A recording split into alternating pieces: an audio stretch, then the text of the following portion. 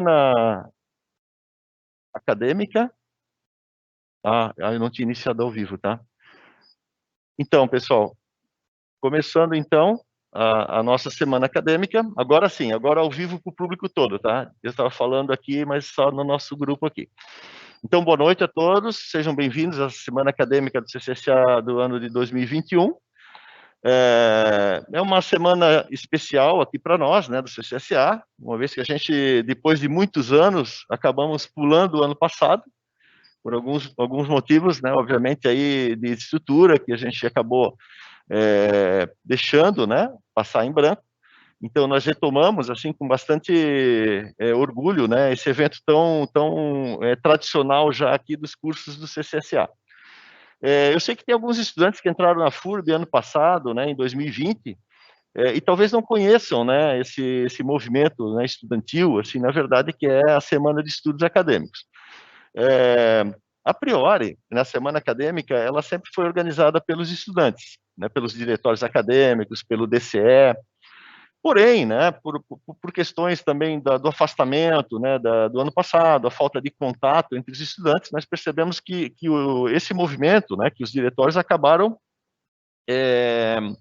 se esvaziando, né? Então, alguns se formaram, outros tampouco chegaram a se envolver, né? Então, eu já aproveito, assim, o momento até para provocar, né, os estudantes para que novamente organizem os seus diretórios acadêmicos, né? É um evento bacana, a gente já lotou aí grandes localizações aqui da cidade com esse evento, né? Já lotamos várias vezes ginásios de esportes aí com esse evento, então é bem interessante aí que nós retomemos enfim, né, essa grande atividade aí estudantil. Eu sou o professor Ciel, para quem não me conhece, peço desculpas, não comecei falando meu nome, né? Atualmente eu sou o diretor do Centro de Ciências Sociais Aplicadas. Estou aqui com o professor Hélio do curso de Administração, aqui ao meu lado, em seguida ele também já vai fazer a fala dele. Essa semana acadêmica ela foi organizada pela direção de centro e pelos coordenadores dos cursos do CCSA. Então, nós definimos uma noite para cada curso. Nós iniciamos com o curso de administração, amanhã comércio exterior, quarta-feira contabilidade, quinta-feira economia e sexta-feira marketing. Então, cada noite nós teremos aqui um palestrante específico dessa área, mais o coordenador do curso, e eu aqui vou fazer o papel aqui de apresentador aqui, vou conduzir essa semana acadêmica. Então, eu desejo, assim, que vocês aproveitem, façam perguntas, né, ou seja, dentro do que interessa, né, para que vocês também tenham aí uma participação maior aí também nesse evento. Como eu falei, né, nós gostaríamos de que todos estivessem juntos aqui, né, no auditório grande, onde o calor humano também é muito importante, né, a gente sente falta desse burburinho, né, que é a semana acadêmica, das risadas, enfim, das conversas, né, dos lanches, né, daqueles cafezinhos lá com as coxinha e Coca-Cola, que a turma tanto gosta, né? Mas, enfim, esperamos que na próxima semana acadêmica a gente já tenha essa integração maior entre os cursos todos do CCSA, né? Essa integração aí dos nossos cursos. Bom, eu vou, então, passar a palavra aqui para a nossa reitora, que ela já está a postos aqui, eu vou colocá-la ao vivo, né, Márcia? A gente pode abrir o teu microfone, eu vou te colocar aí ao vivo para fazer a tua mensagem, ok? Estou te passando. Valeu, Márcia. Obrigada, Ciel. Boa noite a todos. É um grande prazer estar aqui com vocês. Gostaria de primeiro, então, cumprimentar o professor Ciel, parabenizá-lo também pela iniciativa de manter as semanas acadêmicas, né? Uma iniciativa, então, dos coordenadores. Cumprimentar o professor Hélio em seu nome e os demais coordenadores dos cursos do CCSA. O palestrante também que está aqui presente, o senhor Fabiano, né? Agradecê-lo pela disponibilidade em vir conversar com os nossos acadêmicos. As semanas acadêmicas sempre foram um evento muito importante, né, no segundo semestre do nosso ano letivo. E como o professor Ciel bem relatou, sempre foi organizado pelos centros acadêmicos. E agora também, devido à pandemia, não houve a reposição dos dos centros acadêmicos, a presidência, e esse apelo que o professor Ciel fez, eu faço também a vocês. Nós trabalhamos de forma colegiada na universidade, vocês têm espaços de discussão, de votação nos departamentos colegiados, no CEP, no Consune, isso tudo é um movimento dos centros acadêmicos, da política estudantil, que nós prezamos muito aqui na universidade, essa participação de vocês. Então, é importante que vocês se articulem para que a gente tenha novamente os nossos centros acadêmicos, que é tão importante. E as semanas acadêmicas, elas possibilitam essas trocas, né, entre os profissionais, os palestrantes convidados. Então, são momentos muito ricos da universidade e parabenizo o CCSA por ter mantido essa tradição, mesmo sem a articulação dos centros acadêmicos. O CCSA é um centro muito atuante na nossa universidade, em todos os eventos que nós fazemos. Tivemos agora, neste final de semana, o Hackathon lá com o Centro de Inovação, e a participação dos cursos do CCSA foram bem expressivas. E eu estive lá na abertura, na sexta, na final, no sábado, e os alunos relataram que a experiência foi fantástica, essa possibilidade até de estar presencial, compartilhando com os colegas, e algo que realmente estamos sentindo muita falta de vocês, agora que já temos a possibilidade de vocês estarem conosco. O OnLife, ele permite vocês escolherem, mas venham mais para a universidade, nós sentimos muita falta de vocês aqui, e esperamos realmente que ano que vem esteja já mais liberado, né, professor Ciel, professor Hélio, que a gente possa, porque a presença de vocês aqui na nossa universidade, esse ambiente universitário é muito importante para todos nós.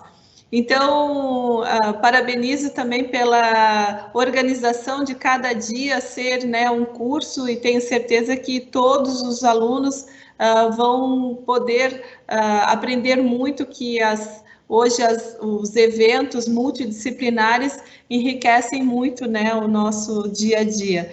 Então, só quero parabenizá-los e dizer a todos vocês, aproveitem muito, agradecer, né, ao palestrante e desejar uma boa semana a todos vocês.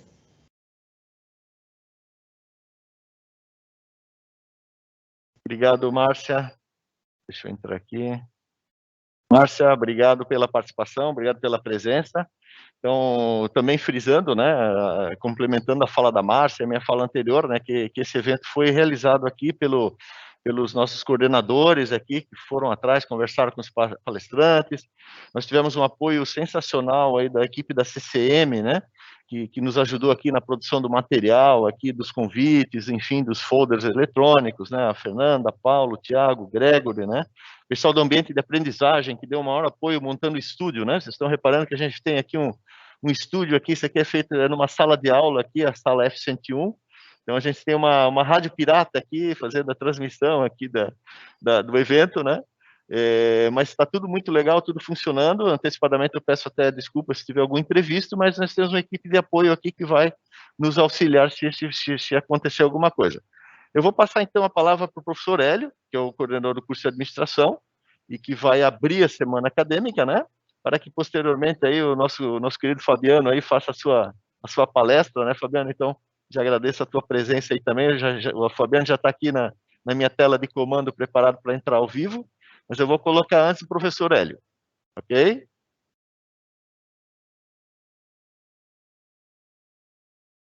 Feito, Ciel, muito obrigado. Então, meu caloroso boa noite a todos. Nós estamos agora com 189 participantes. Para mim é uma emoção muito grande estar aqui, abrindo a semana acadêmica no dia que foi direcionado para o curso de administração, uma vez que, na condição de coordenador do curso, me coube o desafio de trazer um palestrante, uma pessoa que pudesse conversar conosco, e eu diria para vocês, teremos aqui uma noite muito produtiva em termos de CPF e de CNPJ, que é o que eu costumo dizer, porque por trás de todo gestor, CEO, diretora de organização, tem um ser humano. com todas as suas questões e desafios pessoais, até chegar na envergadura de uma empresa que aqui está, que é o caso da Unifique.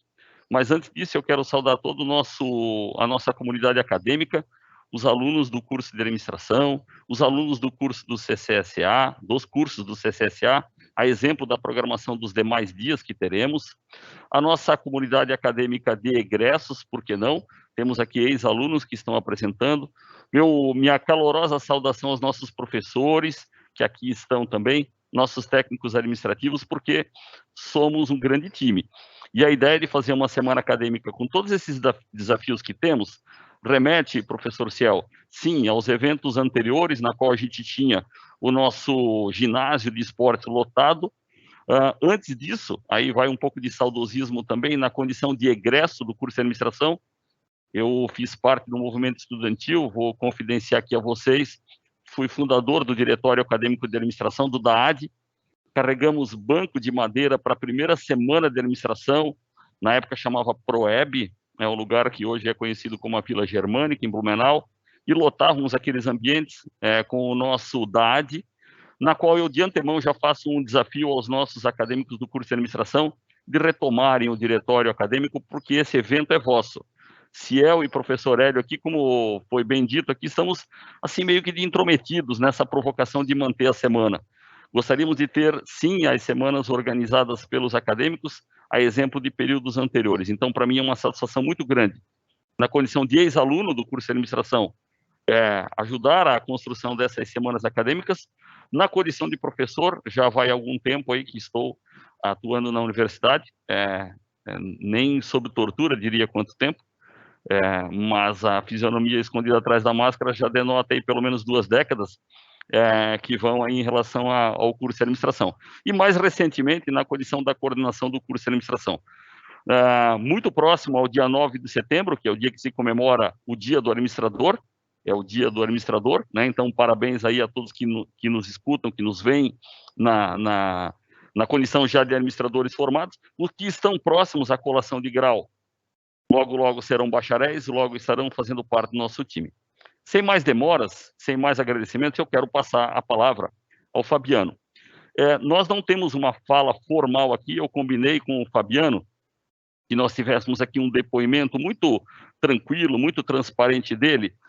Sinta-se à vontade, Fabiano, de discorrer sobre a tua trajetória na condição de CPF, de CNPJ, falar um pouquinho da tua condição empreendedora, de alguns desafios que você já enfrentou lá num período. O Fabiano é extremamente jovem, mas ele carrega uma experiência muito grande, empresarialmente falando, e a gente sabe de todos os desafios para poder chegar até o estágio em que a Unifique aqui está. Não caracteriza nenhum demérito a qualquer outra organização que esteja aqui situada na nossa região. Mas lá naquele cantinho bonito de Timbó, lá está a Unifique, e penso que vocês têm aí uma grande aula hoje no depoimento do Fabiano, na qual ele, de modo muito tranquilo, vai colocar aí toda a sua experiência e toda a sua caminhada. Então, Fabiano, mais uma vez, muito obrigado pelo convite.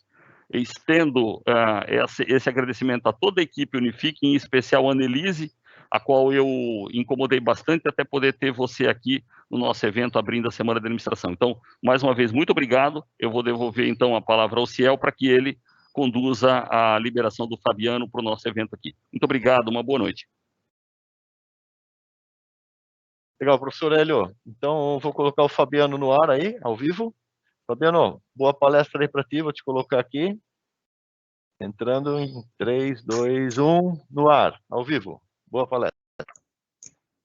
Tá bom, então. Boa noite, pessoal. Reitora Márcia, professor Ciel, professor Hélio, obrigado aí também pelo convite. A gente está aqui com uma oportunidade. Como foi conversado aí com o professor Hélio, nós não temos aqui uma palestra preparada, né, mas a gente gostaria aqui de dar o nosso depoimento, talvez como eu sou um entusiasta do empreendedorismo, eu acho que o Brasil é um país com grandes oportunidades, e talvez aqui contando um pouco da nossa história, né, eu acho que a gente tem uma trajetória de sucesso, mas também tivemos que superar muitos obstáculos, né?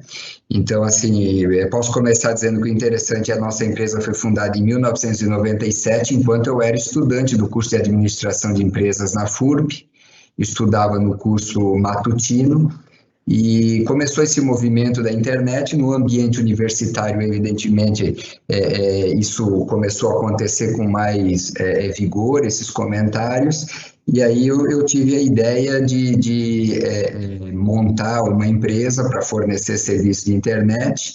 Como eu estudava no curso de administração, eu tinha muita vontade de exercitar, vamos dizer, o empreendedorismo, de ter uma empresa, lidar tanto na área comercial, de operação, financeira. Evidentemente, uma empresa pequena, o gestor tem que atuar em todas as áreas, em todas as disciplinas, vamos dizer assim. E a gente começou, então, em 97, através de uma oportunidade, posso compartilhar aqui com vocês. No início do ano de 97, eu comprei meu primeiro computador para poder acessar a internet. E aconteceu um fato muito interessante aqui em Timbó, porque naquela época se usava o acesso discado. E eu instalei esse computador numa quinta-feira, usei a internet na quinta, na sexta, sábado de manhã fui utilizar e a internet não estava funcionando.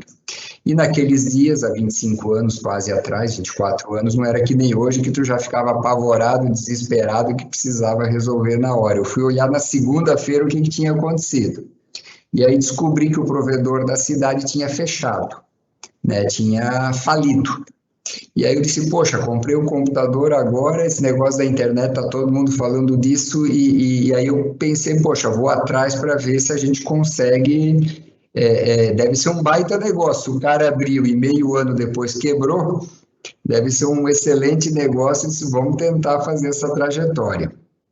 E aí eu acabei procurando em Blumenau uma empresa que também prestava esse tipo de serviço, porque eu não entendia absolutamente nada de tecnologia, né? Eu estudava administração.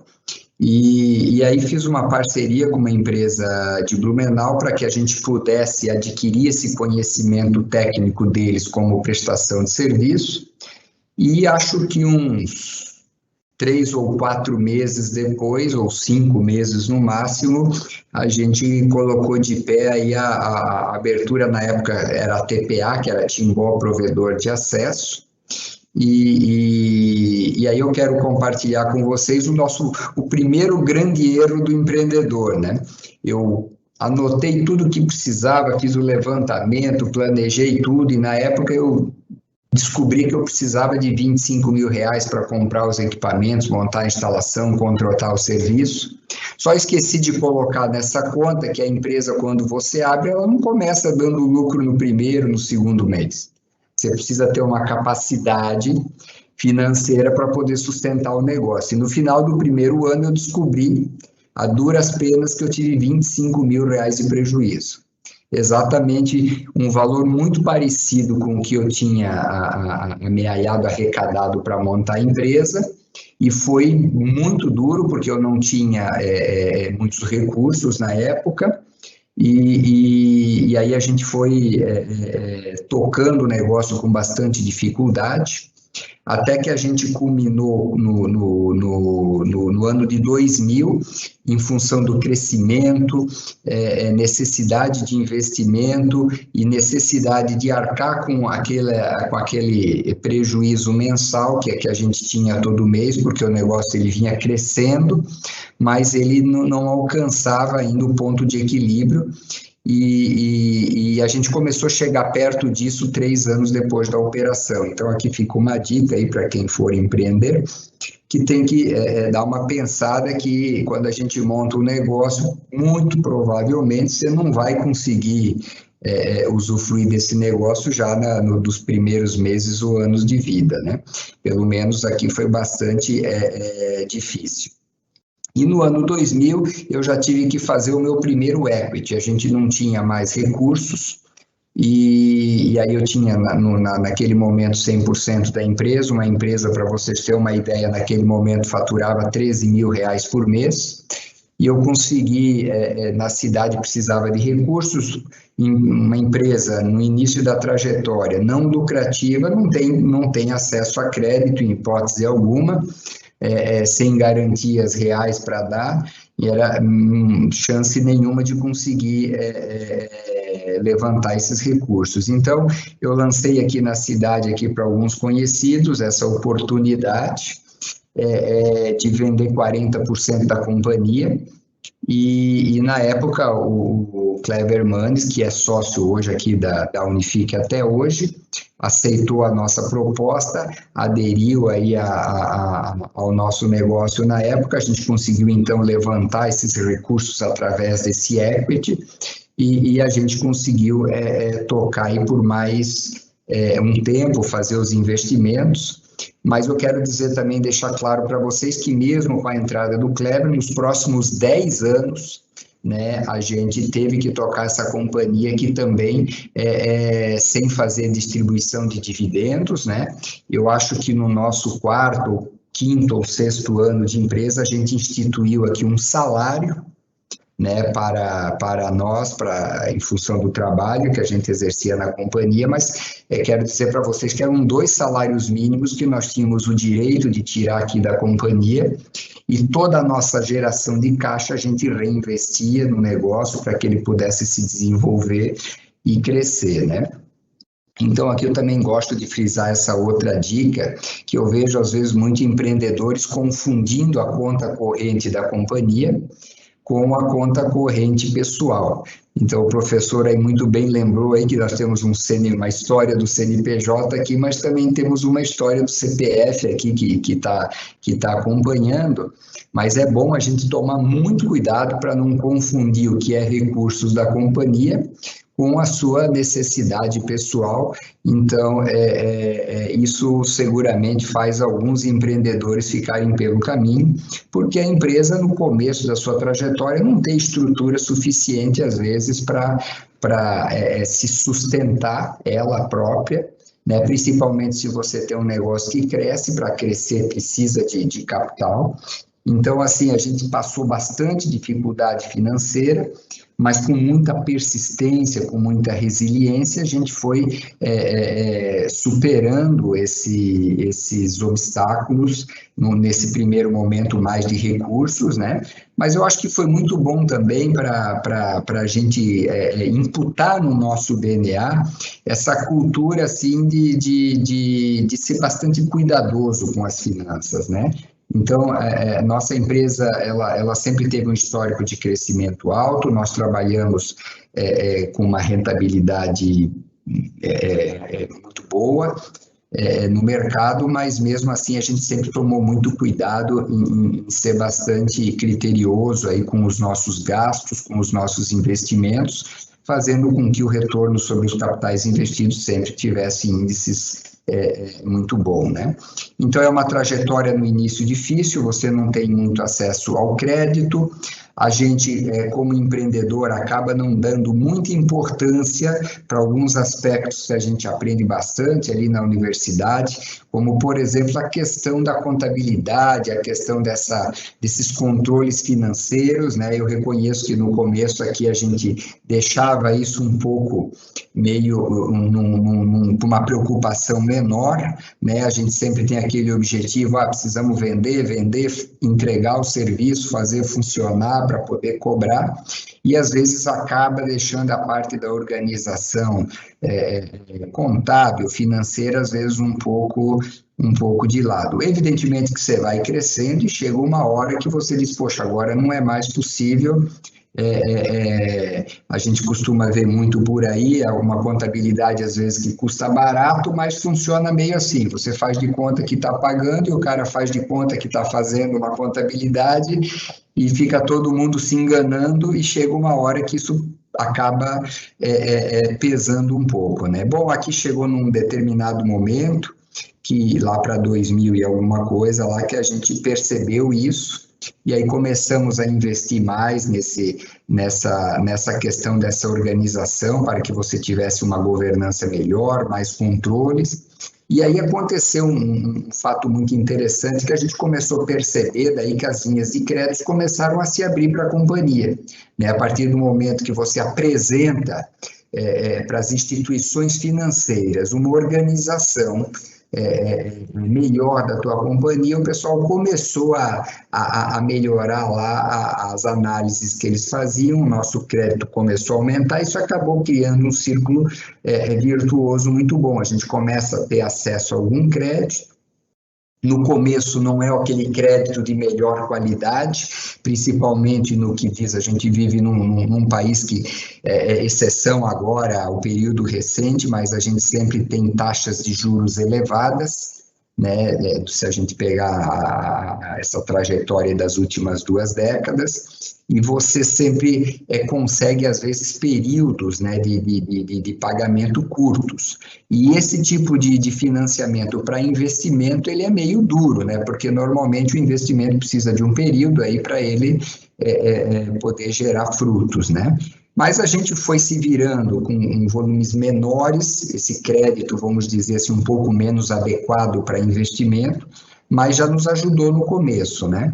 E aí a gente percebeu que esse negócio era bom, a gente investe um pouco mais em governança, já começa a pensar em auditoria, mesmo que não seja uma auditoria ainda vai que o pessoal chama aí das Big Four, aí, que tem um custo mais elevado, mas a gente já pensou, vamos trazer uma auditoria de qualidade, que talvez não tenha aquele renome todo ainda, mas que tenha um custo um pouco mais acessível. E isso intensifica ainda mais a capacidade da empresa de ter acesso a crédito, e a partir desse momento, sim, a gente conseguindo demonstrar a nossa eficiência na aplicação dos recursos, a gente começa a ter acesso a crédito de melhor qualidade, com um prazo um pouco maior para pagar, e até taxas de juros mais atrativas, né? Então, assim, a gente tem um histórico de forte alocação de recursos, né? É uma atividade que vem crescendo constantemente. Comunicação, o mercado brasileiro foi aberto em 1998, então se vocês se lembram, eu não sei aqui a idade de todos que a gente está falando aqui, acredito que os estudantes talvez não vão se lembrar, mas talvez os professores aqui sim, né? Até 1997 só existia uma operadora de telecomunicações aqui no estado, que era a Telesc, né? Que era uma empresa estatal, e em 1998, na época do governo Fernando Henrique Cardoso, houve a privatização do sistema Telebrás, e aí naquela época foi criada a Brasil Telecom, que englobava aqui as empresas da região sul e mais a do centro-oeste, se não me falha a memória, e aí o mercado abriu, privatizou e abriu a possibilidade de entrar outras empresas, no caso a Unifique. Quando a gente começava vendendo acesso discado, onde tinha a comunicação por parte da operadora de telecom e o serviço que a gente vendia de internet, que era o acesso aos dados, né? Um pouco mais ali no ano 2000, a gente acabou percebendo aqui que a grande fatia do faturamento, ela vinha lá da operadora de telecomunicação, que cobrava na época por minuto para o cliente fazer essa comunicação, e pagava para o provedor para ter acesso ao dado. Nesse momento, a gente percebeu, quando a gente fez aquele equity, que entrou o sócio, entrou com um volume de recursos na empresa, que nós tínhamos que investir em montar nossa rede de comunicação para que o cliente pudesse pagar toda essa conta para nós, né? Então, aqui eu acho que foi uma boa ideia da nossa parte, no sentido de ter descoberto essa melhoria comercial para que a gente pudesse ter acesso a uma fatia maior do mercado. E a gente veio trabalhando, nesse primeiro momento a gente montou uma rede de rádio, e a gente veio tocando até 2006. 2006 a gente então começou a trabalhar, a gente começou a construir a primeira rede óptica aqui de Santa Catarina, para ofertar serviços para as empresas. Era uma tecnologia extremamente cara, e a gente, acho que foi precursor na época nesse movimento. A gente fez um estudo, não tinha como vender serviço para usuário de pequeno porte, então a gente se realocou ali um pouquinho para atender grandes companhias, E nessa trajetória, então, isso tudo foi se confundindo com essa primeira parte que eu falei para vocês. Para a gente fazer isso, a gente precisa de recursos para fazer esses investimentos. Essas adequações que a gente foi fazendo ao longo do crescimento da companhia nos ajudaram a ter uma qualidade melhor de captação de recursos para que a gente pudesse, adentrando em novos nichos de mercado, novas fatias de mercado, mercado corporativo, mercado de governo, e a gente foi se desenvolvendo, então, nessa tocada. Chegamos num determinado momento que a gente tinha mais oportunidades ainda para investimentos e essa capacidade de recursos, de captação de recursos também não era suficiente para a gente atender a todas as oportunidades que a gente tinha nesse momento. Então, a gente começou, depois dessa organização toda da companhia, a gente começou, então, conversas com fundos de private equity para que a gente pudesse fazer um equity num volume maior para levantar recursos para que a gente pudesse continuar fomentando, então, essa trajetória da companhia, ampliando os investimentos, novas redes, novos mercados, novas cidades, novas regiões. E começamos essas negociações. A gente não teve êxito, né, em função de diversas questões de governança. A gente acabou ficando um pouco preocupado em trazer um sócio que seria um fundo de private equity, em função de uma preocupação talvez em algum engessamento nas decisões. A gente sempre foi uma empresa bastante ágil na tomada de decisões. Então, a gente começa, a partir desse momento, então, a preparar a empresa para fazer a abertura de capital, para que a gente pudesse fazer, então, uma oferta pública com os sócios diluídos e a gente pudesse, então, ter um controle e uma autonomia maior aí na direção da companhia, né? Então, nesse período desses anos todos aí que a gente está, alguns pontos são esses, né? Mais recentemente, então, a gente fez agora, então, a abertura do capital agora em julho, depois de uma preparação intensa, esse trabalho de governança que eu falei para vocês, ele teve que ser lapidado mais uma vez, então, as auditorias tiveram que ser substituídas por auditoria Big Four, para que o mercado, então, reconhecesse e desse mais credibilidade para os números que a gente pudesse apresentar. E a gente, então, fazendo essa troca, a gente conseguiu se credenciar e habilitar, então, para fazer essa oferta pública que culminou agora em julho, onde a gente conseguiu fazer uma captação de 940 milhões,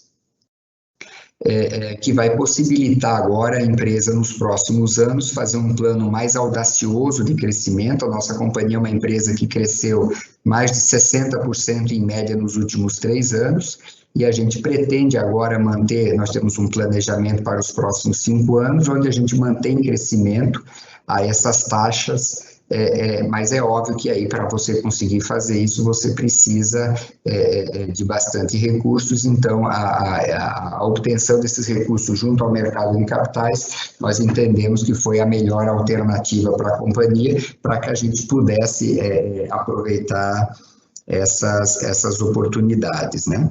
Um ponto aqui também que eu gosto de frisar aqui da nossa empresa, desse trabalho que a gente vem fazendo, a gente sempre gosta de enfatizar a qualidade do trabalho e a dedicação, né, que nós temos aqui, todos os colaboradores da empresa. Hoje nós somos uma empresa reconhecida do segmento de telecomunicações como a melhor margem EBITDA do mercado, né? Nós temos a menor taxa de churn do mercado, e nós temos a menor inadimplência do mercado.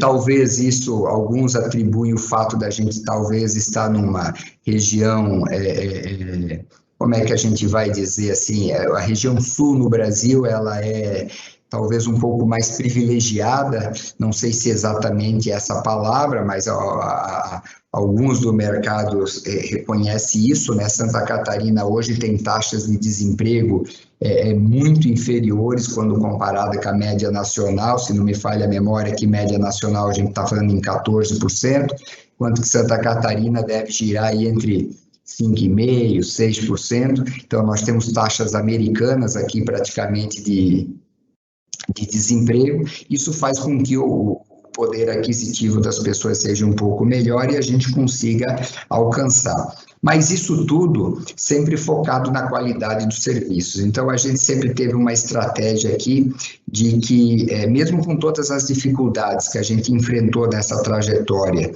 de obtenção de recursos para investimento, a gente sempre teve um foco de que tudo que a gente faz com muita qualidade. Então, se a gente tem 10 coisas para fazer, mas a gente consegue fazer só 2 bem feitas, a gente só vai fazer as 2. A gente não vai fazer nem 3, nem 4, a gente vai fazer as 2 bem feitas. Nós somos hoje também reconhecidos pela Agência Nacional de Telecomunicações como a melhor empresa do Brasil de banda larga na pesquisa de satisfação dos clientes, que é feita pela Anatel anualmente, já nos últimos 2 anos.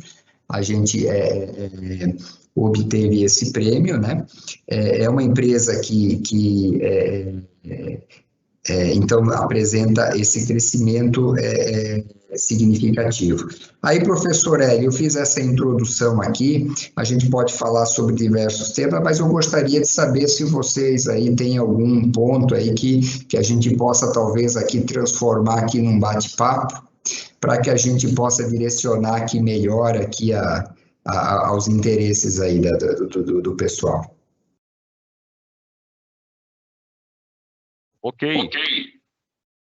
Fabiano, de antemão, eu agradeço pelo teu depoimento, muito objetivo, foi dessa forma que nós combinamos. Aí, se você me permitir, a gentileza, porque tem algumas questões que eu diria que enriquecem um pouco essa trajetória, você foi bastante comedido, eu acho, na tua fala em relação à empresa, não há aqui nenhum ataque de estrelismo nem nada, mas eu vou te denunciar publicamente aqui, porque parte do teu depoimento eu já ouvi da tua boca na Unifique, e por isso que me chamou a atenção de te trazer aqui na Semana Acadêmica. Por que o teu depoimento? Porque quando a gente vê publicações, quando a gente vê histórias de empreendedores e diretores, a gente brinca, né, o pessoal que é um pouco mais experiente cronologicamente, que a gente fala das cachaças que as pessoas tomam, não fala dos tombos que tomaram. Então, eu entendo que é muito rico para o nosso público acadêmico aqui entender um pouco esse teu depoimento como egresso do curso de administração, então eu sabia dessa condição, nesse teu depoimento mais sincero de eventuais desafios ou até uns pequenos tropeços no início da tua trajetória, né? Porque a gente sabe que, num passado recente, o índice de mortalidade das organizações é muito grande, e a gente vê que, às vezes, um pouquinho mais de persistência faz com que a organização vire a página e chegue na condição um pouco mais, vamos falar assim, estável naquilo que se tem em relação às organizações, diferenciando aí crescimento e desenvolvimento. Então, antes de eu passar a palavra para o Ciel, que está aqui ansioso para te fazer uma pergunta, gostaria que, se você pudesse falar um pouquinho dessa questão da Unifique, em termos daquilo que nós conhecemos, né, Fabiano, da Unifique mais de mercado, mas eu sei que vocês têm um braço também voltado para data center, com a questão de certificações de qualidade que vocês ostentam, que não são tantas empresas assim no Brasil que possuem. Se você pudesse falar um pouco da Unifique também, nessa questão de hospedagem, nessa questão de, não sei se a Unifique é tão conhecida assim, do público em geral, do CPF, vamos falar assim, de um braço muito estratégico que a Unifique tem. Você gostaria de falar um pouco a respeito? Tá bom. Professor, vamos falar então um pouco ali das dificuldades, dos tombos, vamos dizer assim, né?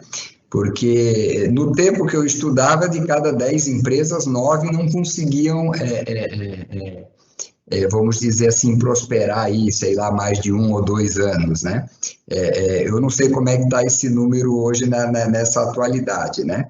Mas o fato é que eu tive, talvez, dezenas e dezenas de motivos para desistir no meio do caminho, né? A trajetória realmente ela é muito, muito difícil, né? Quando a gente começou lá com o acesso de escada em 97, para vocês terem uma ideia, depois dos R$ 25.000 de prejuízo naquela época, do primeiro ano, né, que já nos deixou numa situação bastante delicada, vamos dizer assim, porque nós não tínhamos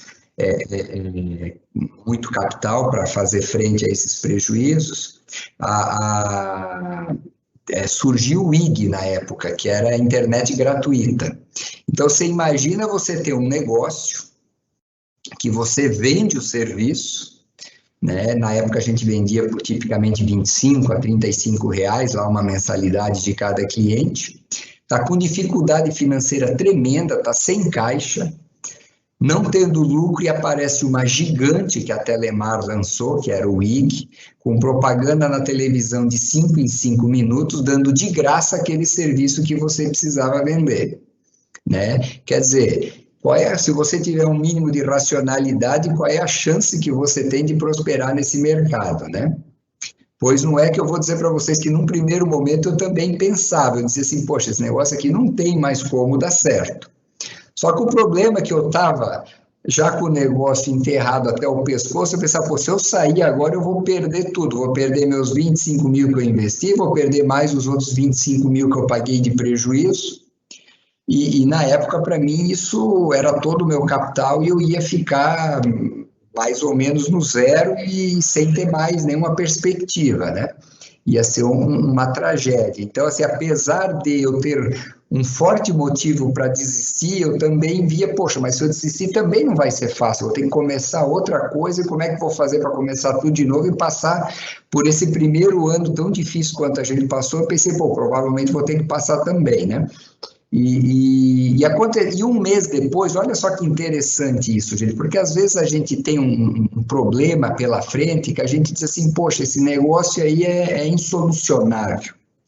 E um mês depois eu fui surpreendido com uma coisa muito interessante. Eu descobri que todo aquele movimento de publicidade do IG na televisão aumentou muito o mercado, né? E essas pessoas, elas não tinham assistência, eles tinham o serviço gratuito, a internet de forma gratuita, sim, é verdade, só que o cliente não sabia utilizar, tinha problema, não tinha ninguém a quem recorrer para pegar um suporte, alguma coisa nesse sentido. E aí eu descobri que os clientes pagavam por esse atendimento. Eles diziam, não, pô, prefiro pagar para a TPA na época 25, 35 reais, mas pelo menos quando eu tenho um problema, eu tenho para quem ligar e tenho alguém para ter essa assistência, né? Então, aquilo ali me deixou assim, um mês depois eu já percebi, a gente quebrou o recorde de vendas. Então, assim, um mês antes, percebam isso, um mês antes eu pensei assim, vamos quebrar. E um mês depois eu descobri que foi o mês que eu mais tinha vendido nessa curta trajetória ainda, né? Então, assim, só que isso aqui para falar uma passagem lá no começo. Mas, gente, eu posso dizer para vocês que, mesmo isso naquele momento, a empresa faturava em 2.000, 13.000 reais por mês. Né? E tinha muita coisa para fazer. Em 2000, eu me lembro que tem uma outra passagem. Hoje houve uma virada tecnológica. Nós tínhamos equipamentos analógicos, né? E aí começou a entrar os serviços digitais, que tinham mais qualidade, enfim. E aí, poxa, mas na época isso era um investimento de mais uns 30 mil reais para os senhores terem uma ideia. Se você não fizesse esse investimento, você ficaria tecnologicamente atrasado e ultrapassado.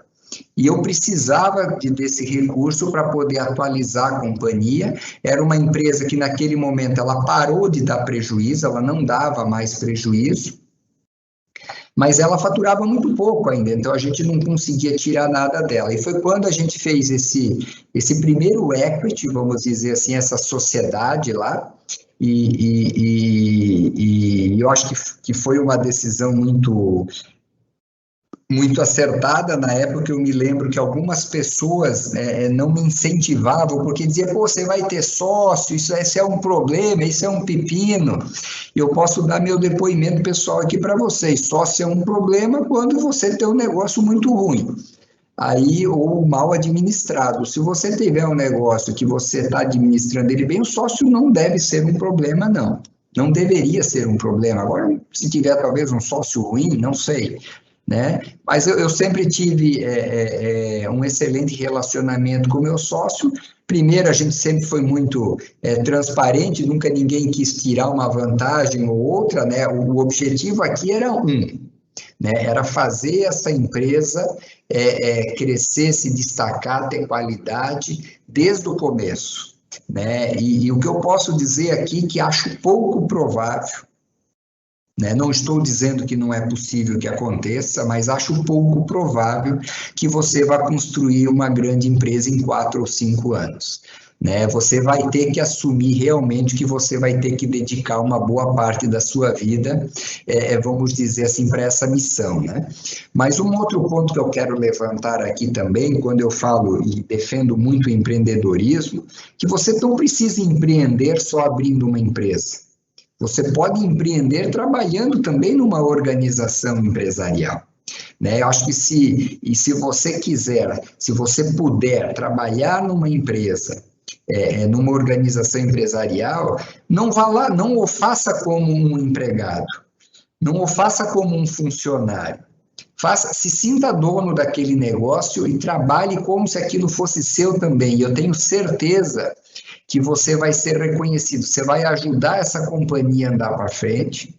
E nós hoje aqui, nós temos, eu diria para vocês, que 90% dos nossos colaboradores aqui, que estão em cargos de grande importância, se desenvolveram aqui na companhia.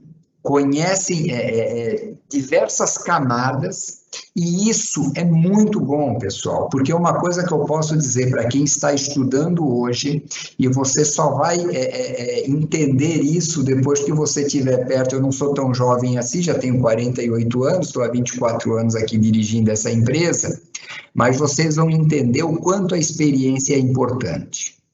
Né? É muito importante estudar, é muito importante inovar, mas a experiência ao longo dos anos, então assim, você trabalhar numa organização muitos e muitos anos te dá um conhecimento brutal, né? O bom da gente de ter começado essa empresa lá pequenininha, lá de um embrião, lá de uma sementinha e ter crescido, é que eu hoje como presidente da empresa não tenho nenhuma atividade nessa companhia que eu não exerci ao longo da minha carreira. Vocês podem falar qualquer coisa, uma instalação na casa do cliente. Se alguém vier me falar das dificuldades, se algum instalador nosso vier me contar, porque está difícil, isso é difícil aqui, nesse filho, eu sei o que é isso. Porque eu também já fiz instalação, né? O nosso engenheiro-chefe, que é formado na FURB, né, que está há 10 anos conosco, quando ele se formou e ele veio trabalhar aqui, ele foi o primeiro engenheiro de telecomunicações que a gente contratou. Né? O primeiro trabalho que eu dei para ele, eu disse para ele, ó, você vai lá na rua trabalhar, bater escada nos postes, você vai aprender a fazer fusão de fibra, você vai aprender a colocar uma caixa lá, porque se você vai projetar esse trabalho aqui, essa engenharia aqui na empresa, eu quero que você vá lá na prática saber como é que isso funciona. Então, ele por 3 ou 4 meses fez esse exercício, vamos dizer assim, e hoje ele é o nosso engenheiro-chefe, lidera uma equipe gigante de engenheiros, hoje nossa engenharia é muito grande, e vocês não têm ideia o que a nossa engenharia já desenvolveu aqui, às vezes chegar lá no fabricante com uma ideia e dizer, você está fazendo essa caixa aqui, eu queria que você adicionasse esse componente nessa caixa, porque eu vou conseguir melhorar a minha produtividade. O fabricante vai lá, reprojeta a caixa dele, coloca... Isso tudo precisa ter muito conhecimento para você chegar nesse ponto. Porque assim, gente, ó, não tem jeito, a gente precisa ser cada vez melhor. Se alguém aqui já tem uma empresa ou trabalha numa empresa e acha que está muito bem, você está enganado. A gente precisa melhorar todos os dias, todas as semanas, todos os meses. Por melhor que a gente esteja hoje, a gente precisa estar cada vez melhor. Então, um ponto que eu coloco aqui também é que essa concorrência que a gente teve do IG lá no acesso de escada e todos os outros casos que a gente teve, assim, que sempre foi muito duro, Eu também quero dizer para vocês que, na minha modesta opinião, empresa que não tem concorrência forte, eu fico bastante preocupado com o futuro dela. Tá? Porque às vezes eu tenho vários amigos empresários, porra, o concorrente isso, o concorrente aquilo, e eu digo para ele assim, fique feliz que você tem um concorrente te incomodando. Porque empresa que tem concorrente fraco, eu tenho um certo receio do futuro dela. Né? Eu posso citar um caso para vocês, por exemplo, das TVs a cabos. Né? A TV a cabo foi um grande negócio do Brasil, né? O que acontecia? Você ganhava uma concessão numa cidade e por 20 anos você era intocável, porque mais ninguém poderia ir lá passar um cabo e vender TV nessa cidade. O problema é que esses 20 anos terminaram e o mercado abriu. E tinham milhares dessas empresas, acho, milhares talvez não, mas centenas tinha no Brasil. Né? Porque no Brasil só cidades médias e maiores teve. Eu posso garantir para os senhores que nem uma dessas companhias sobreviveu à abertura de mercado. O primeiro concorrente que apareceu, fraquinho, raquítico, tá? Já foi uma catástrofe para essas empresas, né? Porque elas não estavam preparadas. Então, assim, eu estou colocando isso porque aquele ponto que eu falei para vocês lá no começo do acesso de escada, aquela concorrência violenta lá que parecia que ia nos matar, na verdade foi aquilo ali que eu acho que imputou no nosso DNA uma resistência que fez com que a gente pudesse trilhar essa trajetória. Então, assim, a gente hoje trabalha no mercado extremamente concorrido, a gente não pode bobear, então o nosso engenheiro está aí, a gente está lá dizendo para ele, pô, cara, melhorou a eficiência, baixou o custo, legal, não, legal, parabéns, mas agora vamos pensar o que a gente pode fazer daqui para frente para melhorar mais a isso. E eu tenho certeza que o empreendedor que fizer isso na sua empresa, ou mesmo na companhia que estiver trabalhando, que tiver essa dedicação, eu não tenho dúvida nenhuma que ele vai ter o reconhecimento da organização e vai se dar muito bem. Muito bom, Fabiano. Muito obrigado pelo teu depoimento. Eu quero também agradecer aqui a participação do William, da Sabrine, no chat aqui, mandando algumas perguntas. E aí eu vou, se você me permitir, não abusando do teu tempo, eu vou fazer aqui a fusão de duas perguntas, porque eu acredito que parte delas você já respondeu, no que diz respeito aos desafios anteriores, né? Então, há um questionamento aqui quanto aos planos de expansão geográfica da empresa, se existe a intenção da empresa de estar em outros estados. Acredito que vocês fizeram uma aquisição num outro estado, né, aqui da região sul, e também dos desafios futuros. Então, nesse enfoque, eu vou deixar aqui mais a pergunta da Sabrine e a pergunta aqui, a última pergunta, para o final aqui, caso não surja nenhum outro questionamento. Você poderia falar um pouco dos planos de expansão da empresa e dos desafios que você vislumbra no horizonte? É possível? Sim. Eu acho também, professor, que eu não respondi a segunda parte da tua pergunta lá, que eu não... Agora, se tu pudesse me... Antes tu tinhas falado alguma coisa lá da... Você falou em data center...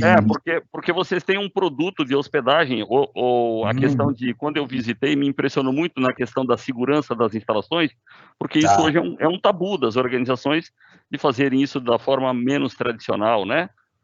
Nuvem e tudo mais. É só isso, mas sinta-se à vontade de destinar o teu tempo aí naquilo que você administra, tá? Não, só para a gente deixar completo, e aí a gente já faz um pouco de propaganda aqui também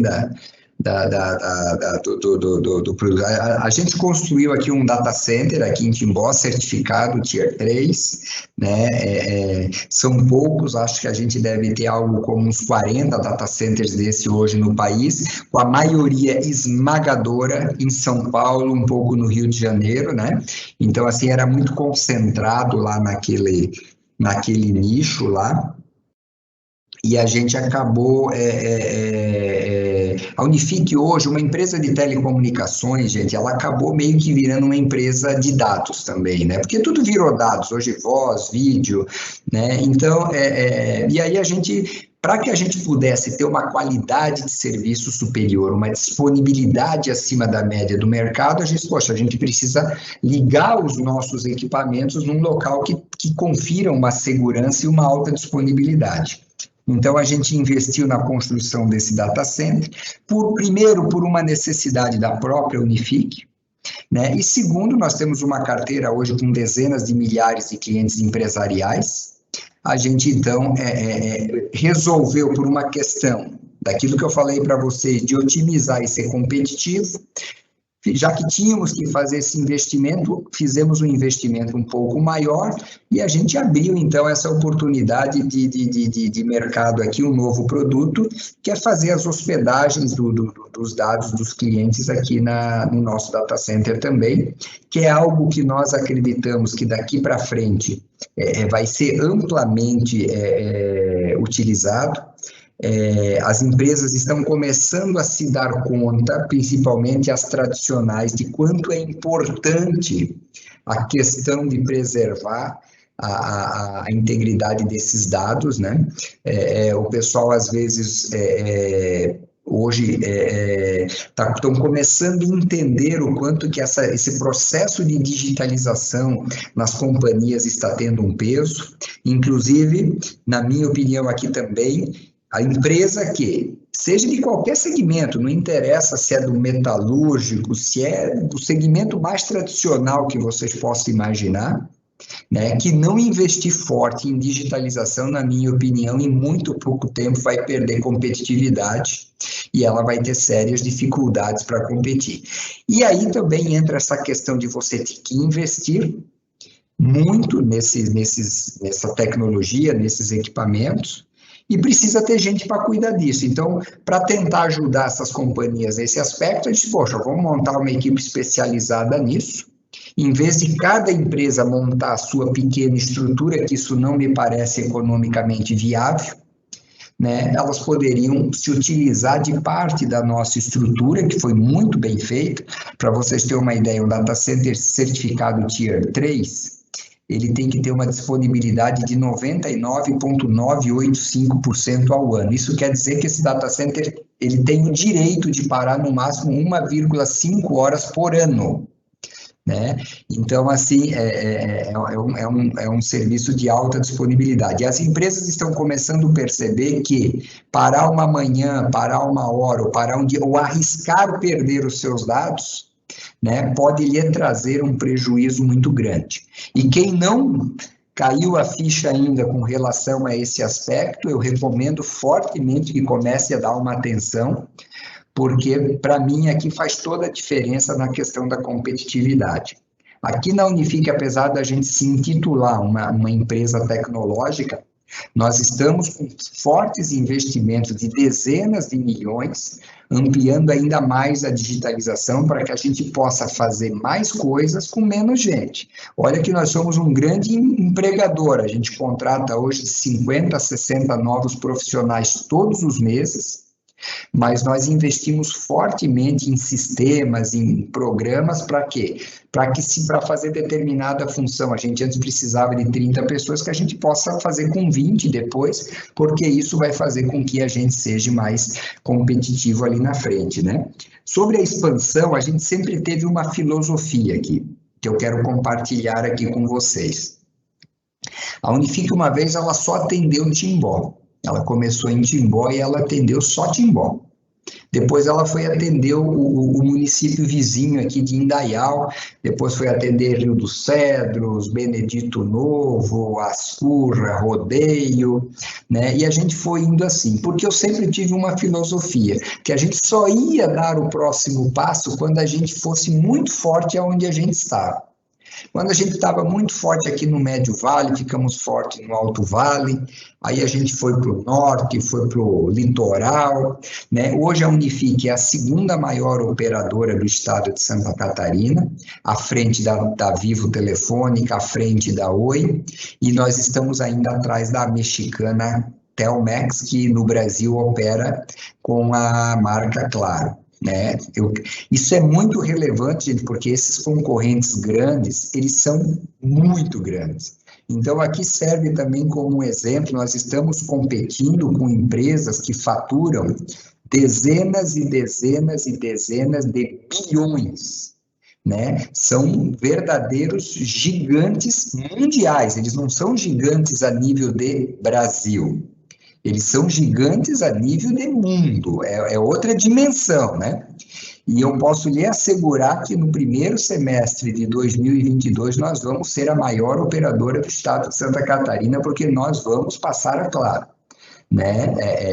Nós estamos investindo muito forte, nós estamos conseguindo avançar bastante. E isso, gente, é algo bastante relevante, assim, para uma empresa catarinense mesmo, aqui de Timbó, que é onde é a matriz, ter conseguido alcançar. Blumenau, inclusive, é uma das cidades que tem nos ajudado bastante, é uma cidade que a gente vende uma barbaridade de acesso todos os meses.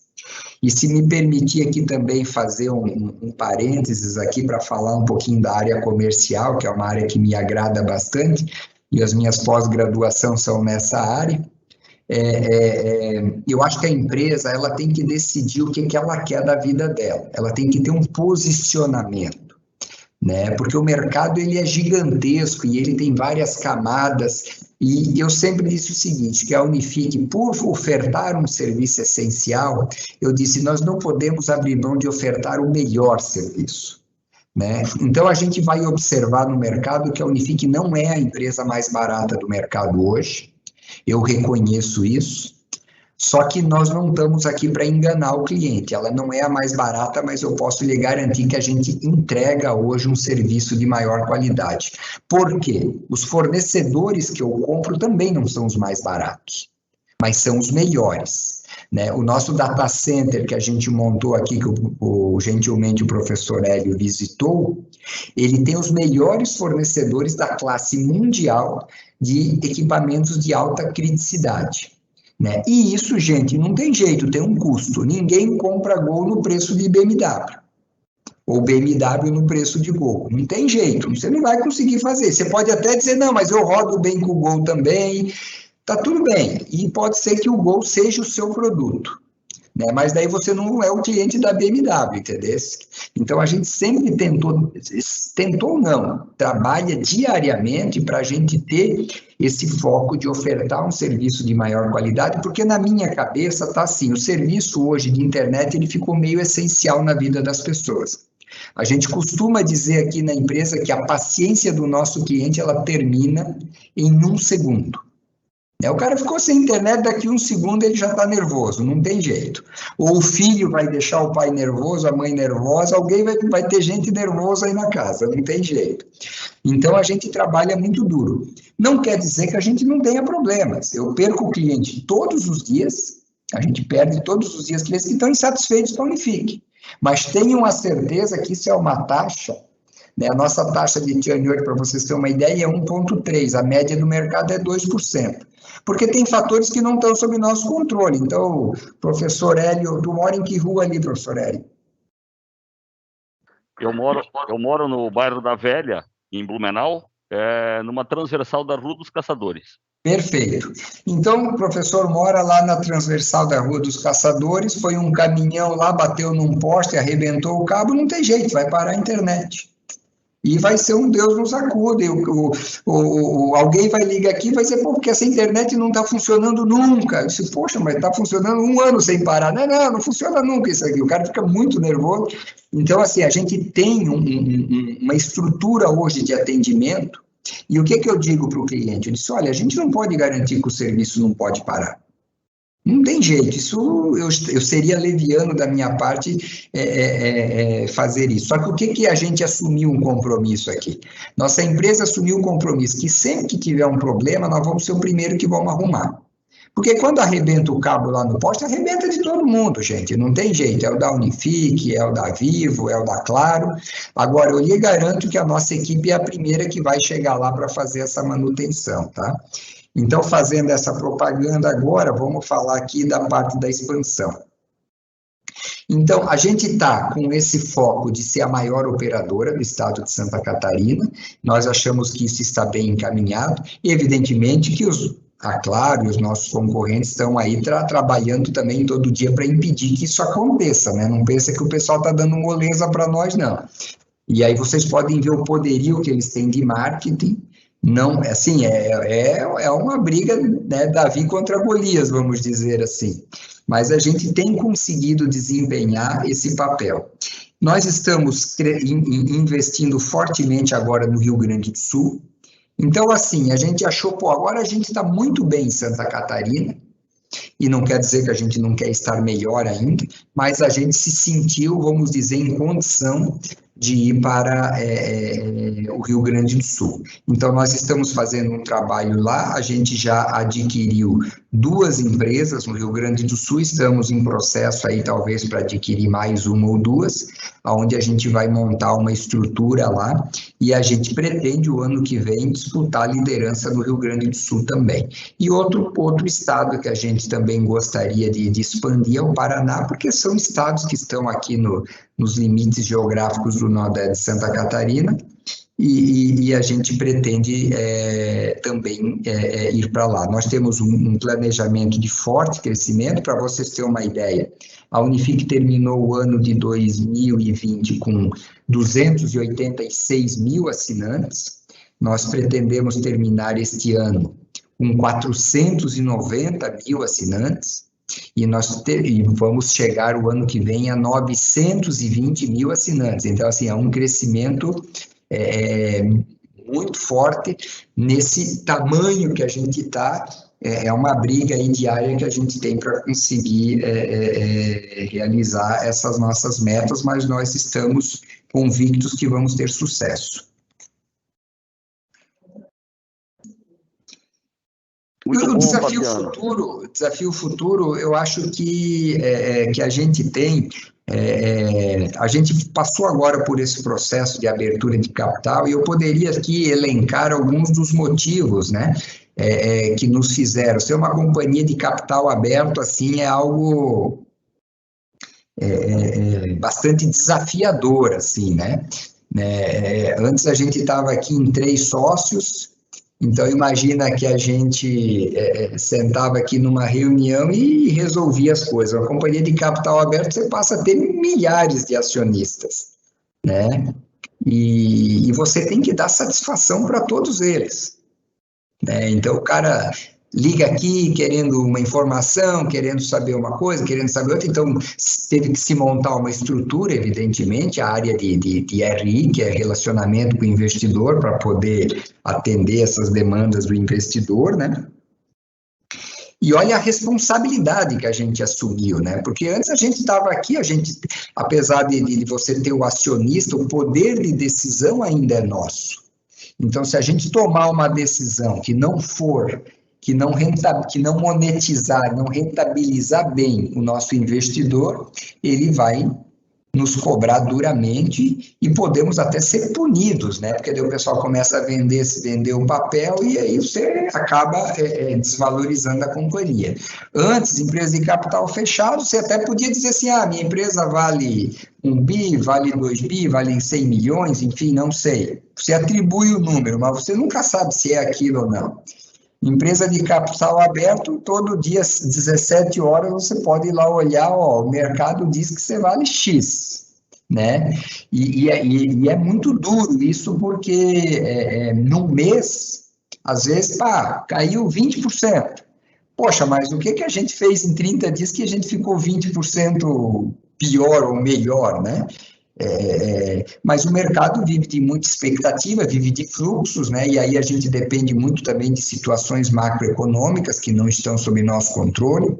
Queira ou não queira, o Brasil tem alguma dependência de capital estrangeiro, então quando os fundos gringos investem no mercado brasileiro, ajuda a levar para cima o negócio, mas também quando eles acham que o Brasil está meio difícil, meio arredio, que eles resolvem ir embora, a coisa também fica meia complicada. A Unifique fez um IPO em julho e, se não me falha a memória, nossos papéis já estão 15% menor em função de todas essas crises da última semana.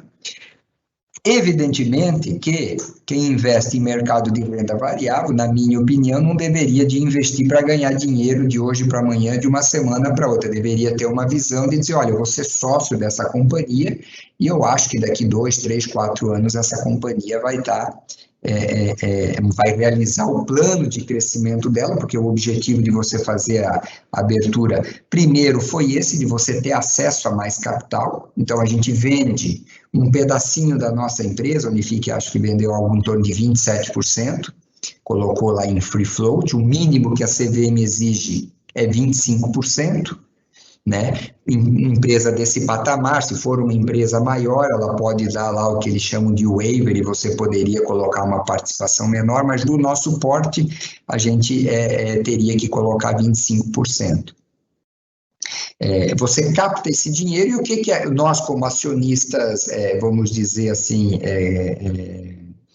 fundadores, controladores, ou remanescentes lá do capital fechado, nós entendemos que a vantagem de pegar esse dinheiro, aplicar no negócio, aproveitar essa janela de oportunidade de crescimento, porque isso a gente tem que saber também, dos diversos setores, diversas áreas, você tem janelas de oportunidade. O Brasil, hoje, no setor de telecomunicações, está havendo uma atualização tecnológica de todo o sistema de telecom, onde as redes metálicas estão sendo substituídas pelas redes ópticas, né? E isso demanda de bilhões e bilhões e bilhões de investimentos. Então, a Unifique disse, poxa, nós não podemos perder essa grande oportunidade. Então, a gente disse assim, ó, vamos vender uma parte. Foi uma operação totalmente secundária, né? Ou seja, os atuais sócios não colocaram nem um centavo no bolso dessa captação. Todo esse dinheiro foi para o caixa da companhia, e a gente vai investir nos negócios da empresa e fazer com que a gente aproveita e cresça esse negócio. Um outro ponto positivo, né, eu poderia dar um aqui negativo, que não é negativo, né, mas aí depende de cada empreendedor analisar, né, mas tipo assim, você tem que dar satisfação para todo mundo. Né? Hoje eu tenho um conselho de administração aqui que tem 3 conselheiros independentes. Então, tem muitas decisões que eu, como presidente e maior acionista da companhia, tenho que submeter à aprovação do conselho. Mas o que eu pensei, gente? Ora, se eu não conseguir a aprovação da maioria no conselho, é muito provável que eu esteja errado, né? E se eu estar errado, eu tenho que admitir, tenho que rever minha posição. Mas, para algum empreendedor, isso pode ser muito difícil de administrar isso, né? Então, tem esse ponto que daí vai depender. Mas, por outro lado, eu entendo que a companhia, ela amadurece, ela cresce, ela tem que ampliar muito a governança, né? Então, e é possível, eu acho que a Unifique vai mostrar isso, que você consegue fazer isso, sem ter que engessar toda a companhia. Evidentemente, então, que tem situações, o que eu falei para o conselho? Não tem problema, vamos aprovar. Agora, se for urgente, nós vamos fazer uma reunião a mais no mês.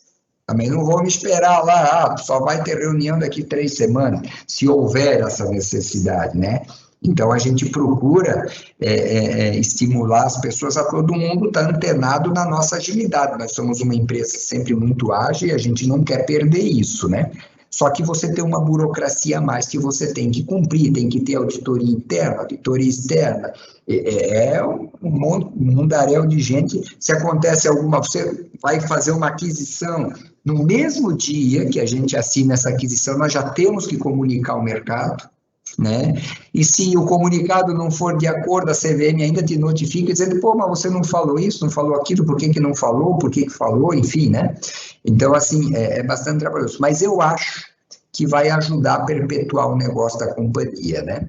Eu acho que eu já estou aqui há 24, 25 anos e pretendo estar muitos e muitos anos à frente, mas a gente também não é imortal. Um dia a gente tem que pensar também na sucessão, e eu acho que você ter uma empresa num nível de uma empresa de capital aberto, a Unifique está listada num novo mercado, que é o nível máximo de governança possível hoje na Bolsa Brasileira, né? Eu acho que acaba dando uma chance maior para a companhia e se reinventando, né? Porque uma empresa, nós temos 24 anos, eu posso dizer para vocês que a gente, em 2 ou 3 ou 4 oportunidades, a gente teve que, no meio do caminho, se reinventar, para você continuar prosperando, sabe? Às vezes não dá para ficar insistindo na mesma tecla quando ela começa a dar uma pifada, vamos dizer assim, né? E nesse aspecto eu acho que a gente sempre foi muito feliz de entender essas mudanças mercadológicas, tecnológicas, e a gente foi se ajustando, né? Então, por isso que eu falo da digitalização para os meus amigos empresários. Eu disse, olha, você está bobeando, você está investindo muito pouco nessa área. Não, mas eu fabrico isso, aquilo, está tudo. Cara, abre teu olho, porque daqui a pouco... E eu sempre... Então, eu não sei de quem eu ouvi isso. Eu acho que foi de um professor da Dom Cabral. Não se preocupe com aquilo que você está vendo vindo no retrovisor. O problema é aquilo que você nem viu ainda lá, está lá antes da curva vindo, vai passar por cima de ti, tu nem está sabendo o que vai acontecer. Então, assim, a gente tem que estar sempre muito, muito atento, muito esperto. Então, assim, hoje nós somos uma companhia, saímos de um IPO, estamos com muitos recursos em caixas, né? Agora o mercado deu uma tremida, taxa de juros elevadíssima novamente, né? Taxa de juros aí no mundo real não é essa Selic, essa que vocês estão vendo por aí no jornal, não. O negócio é bem mais barra pesada, né? E apesar da gente estar com um certo conforto financeiro, a gente não relaxa. Questão de despesa, questão de investimento, ser muito criterioso para saber o quanto que esse investimento vai monetizar, vai rentabilizar os nossos investidores.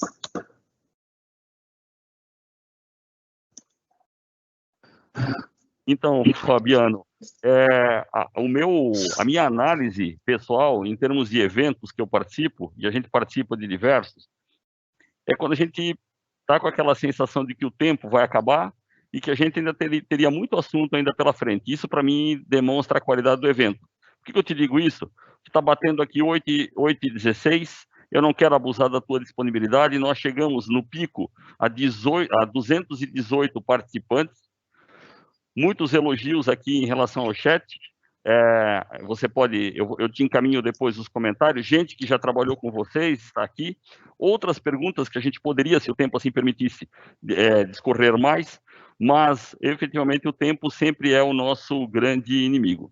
Então, de modo geral, em termos de questionamentos, indiretamente você respondeu a maior parte deles. Se você ainda quiser, de uma maneira muito objetiva, aí tem uma questão mais técnica aqui, a pessoa não se identificou, por que B3 e não Nasdaq? Se você quiser, fique à vontade, né? De uma maneira muito objetiva aqui, porque a gente também tem aqui outras considerações finais para fazer para ti também, tá bom? Tá. Assim, ó, nós não somos um especialista em mercado de capitais, né? Então, a gente acabou ali ouvindo os assessores financeiros, no caso aqui que são os bancos, né?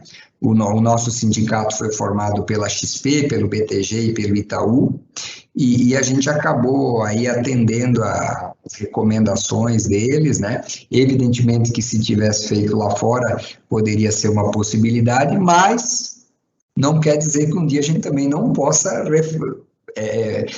Um dia a gente nunca imaginou que pudesse abrir o capital de uma companhia. A gente está falando hoje de uma empresa que nasceu do zero. Nós temos hoje algo como em torno de umas 400 companhias hoje brasileiras que estão na B3, que é a única bolsa hoje disponível brasileira, no caso, né? E então, assim, é um caso bastante, vamos dizer assim, raro, né? Mas apesar que eu acho que o mercado brasileiro ele ainda está um pouco... Eu acho que ele tem muito para crescer, o pessoal está falando que está tendo um excesso de IPOs agora, né? Mas isso é uma consequência muito provável, primeiro, das taxas de juros extremamente baixas, que faz com que os investidores acabem procurando novas opções de investimentos para rentabilizar seus recursos, né? Mas eu acho que não, eu acho que o mercado brasileiro ele ainda está verde, ele pode ampliar e amadurecer muito, né? Se a gente vê principalmente o que acontece nos Estados Unidos, então, assim, a gente ainda tem muito para trilhar. E nos Estados Unidos é muito interessante, é que lá quando a Bolsa cai por qualquer problema, qualquer motivo, e você está lá numa daquelas torres lá em Nova York, você vai ver até o faxineiro chorando lá, né? Porque hoje acho que 54% da população americana investe na Bolsa. Então, ele vai lá, bota o seu recurso lá, compra um pedacinho da empresa, ganha dividendos, aumenta o seu capital, preserva o seu capital por essa via, né? O Brasil está comemorando ali, acho que 3,5 milhões de pessoas físicas e que estão investindo na Bolsa, mas enquanto os Estados Unidos têm mais de metade da população, nós temos aí, talvez, menos de 2% da população que investe na Bolsa, né? Então, imagine o tamanho de oportunidade que a gente tem aí. E assim, gente, vamos combinar que ser um país rentista, onde você coloca dinheiro lá e ganha 1% ao mês de juros, não é legal. O legal, quando o pessoal tem que entender, às vezes a gente vê algum comentário, mercado de capitais, botar o dinheiro... Isso é dinheiro no produtivo, gente.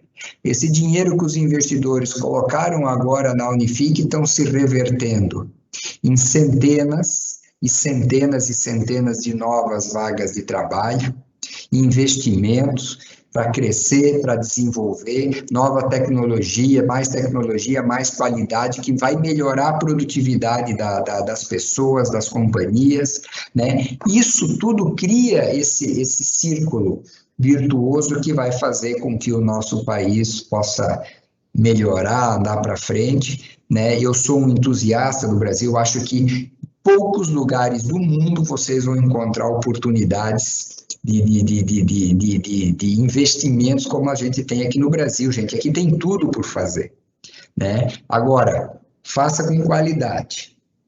Não tem jeito. E aí, às vezes, a gente bota a culpa no governo, Se tem uma coisa, gente, que eu não espero aqui, nós temos um plano audacioso de crescimento falando do futuro. Eu não espero nenhuma ajuda do governo, nada. Muito pelo contrário, se eles puderem, provavelmente eles vão atrapalhar um pouco. Então, a gente tem que superar ainda isso, né? Então, não tem jeito, a gente tem que trabalhar, porque não vai vir ninguém, não vai vir uma lei que vai facilitar a tua vida, né? E olha que a gente está precisando, estamos falando de uma reforma tributária, eu acho que a Unifique deve gastar 2 milhões de reais por ano para fazer contabilidade. Isso é um absurdo. Né? Isso é um absurdo, não tem nenhuma justificativa para Só que assim, o negócio é tão complexo, né? E o mais legal é que se vier alguém ali olhar, ele é capaz de dizer que está errado. Se tu chamar outro, ele vai dizer que está errado por outros motivos, e ninguém acaba com essa confusão, né? Então, acho que o pessoal está perdendo, e não se trata aqui de carga tributária, eu não estou falando disso. Né? Eu não tenho nenhuma preocupação com carga tributária, se é 25, se é 30, se é 40, para mim pouco me importa, desde que fosse igual para todo mundo. O meu problema é você estar muitas vezes no mercado, e hoje o sistema tributário brasileiro é esse. Nós temos 15 mil empresas no nosso setor e eu garanto aos senhores que ninguém paga imposto igual. Cada um tem a sua interpretação e, por incrível que possa parecer, tudo parece que é verdadeiro, tudo tem seu lado da verdade. Então, assim, eu gostaria que tivesse um sistema simples, que dissesse, o imposto é 30, e é 30 para ti, é 30 para o teu concorrente, e seria uma facilidade ainda mais para a gente empreender, gerar emprego, que é isso que a gente precisa aqui no nosso país. Muito bom, Fabiano. Reforçando aquilo que eu comentei, o teu evento aqui está sendo elogiado aqui no chat, não é? As pessoas aqui mandando mensagens, agradecendo pela tua sinceridade, pelo teu perfil empreendedor, pela sinceridade do teu depoimento, né? Não é aquele depoimento formatadinho, só coisas boas, né? Só céu de brigadeiro, só voando bem, sem nenhuma turbulência. Então, tá aí colocados os depoimentos. Eu, infelizmente, vou te dizer que o nosso tempo está chegando ao fim. E antes que eu passe a palavra para o professor Ciel para encerrar o evento da nossa noite de hoje, gostaria que você também fizesse as suas considerações finais, aquilo que você eventualmente aí tem que ficou como relevante que a gente não abordou aqui. Por favor, sinta-se à vontade de usar o espaço aí para tecer os teus comentários finais aí. E, mais uma vez, muito obrigado. Tá bom. Professor Hélio, quero agradecer aqui a oportunidade também da gente estar aqui, contando um pouco da nossa história, da nossa empresa, né, principalmente aqui para a universidade aqui onde eu me formei também, e dizer que foi uma grande honra estar aqui, agradecer a todos aí pela paciência, né? Nós não temos aqui uma palestra formatada, como tu falou, né? Uma conversa mais informal, mas a gente espera ter podido passar aí um pouco da nossa experiência, da nossa trajetória, para que as pessoas se sintam também incentivadas, né, a persistir, a ter resiliência, né, nesse negócio de empreender, e volto a reforçar, não quer dizer que você tenha que abrir um negócio, isso você pode empreender lá na empresa que você está, na organização, né? Faça aquele pouquinho mais lá, às vezes você tem a sua função. Nós aqui estamos sempre provocando as pessoas a nos dar ideias, né? Às vezes porque a gente precisa melhorar, precisa inovar, e as pessoas têm muito a contribuir sempre, tá? Então, fica aqui meu muito obrigado aí a vocês.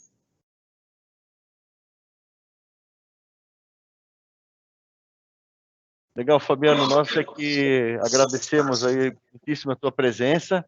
Tenho certeza, assim, que o recado, a mensagem que tu passou, a experiência de vida, assim, vai contribuir muito aí para os nossos jovens estudantes, para nós, professores também. Nós sempre precisamos nos retroalimentar aí dos nossos conhecimentos, para as nossas aulas também se tornarem mais próximas ao mercado. Então, sem dúvida nenhuma, essa integração, né, de empresa e escola, ela tem que ser fomentada, ela não pode parar. Então, a gente se sentiu assim, muito honrado com a tua presença, um egresso da FURB, saber que o teu engenheiro-chefe também é nosso egresso, né? E com isso, a empresa ajuda a escola ajuda a empresa com mão de obra, com gente qualificada aí para trabalhar. Eu tenho certeza que esse recado, essa mensagem tua vai ser explorada durante as aulas. Eu mesmo sou um profissional da área de logística e trabalho essa disciplina. Eu vou trabalhar alguns conceitos aí de nível de serviço ao cliente, que faz parte da logística, né? Que é aquela excelência que faz o cliente ficar com a gente, né? Então, eu só tenho a agradecer a tua presença, agradecer ao professor Hélio, né, por ter te procurado, ter te convidado, né, para trazer aqui para o nosso debate, para a nossa semana acadêmica, né? Já convido também a todos os ouvintes aqui para participarem amanhã da Noite de Comércio Exterior. Nós vamos ter uma convidada aí da área de comércio exterior, dona de uma empresa também, egressa da FURB, também vai nos brindar aí com uma palestra também. Então, meu boa noite, espero que todos tenham gostado. E, Fabiano, a casa é sua, precisando da gente, né? Por favor, entre em contato. O que tu precisar de nós aqui da FURB aqui, a gente está, assim, com o maior prazer aí para de alguma forma, aí te ajudar. Valeu. Então, uma boa noite a todos. Vou encerrar a sessão. Valeu, pessoal. Até a próxima. Vou fechar. 3, 2, 1...